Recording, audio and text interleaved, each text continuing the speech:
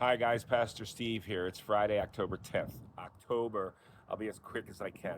These are the things I'm hearing from the Lord.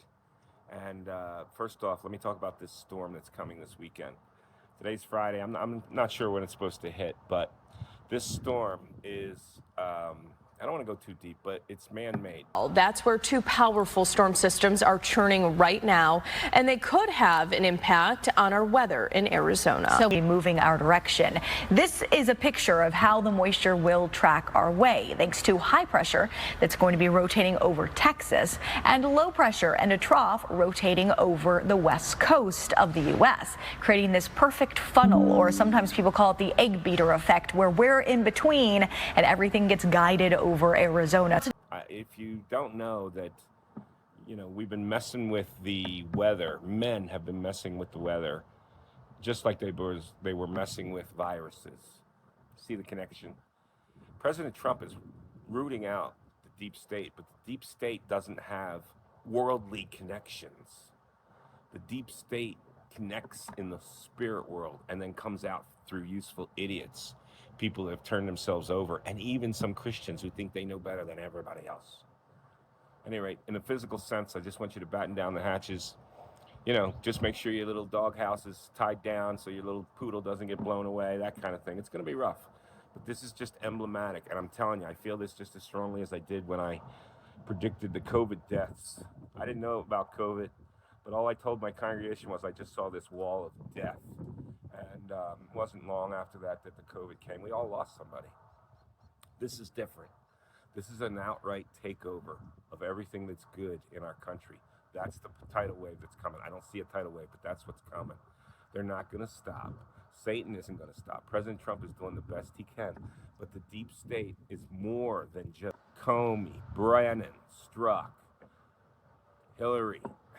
The deep state is Obama, of course. The deep state is so much more than that. It is a spiritual connection in the spirit world. Evil people are going to continue to do evil things. Look at our friend Benny Johnson. He got threatened right after Charlie Kirk. We've been living through a horrific cycle of political violence in this country.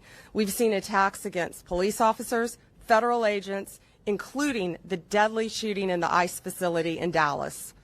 Night after night, Antifa wreaks havoc on our streets of our cities.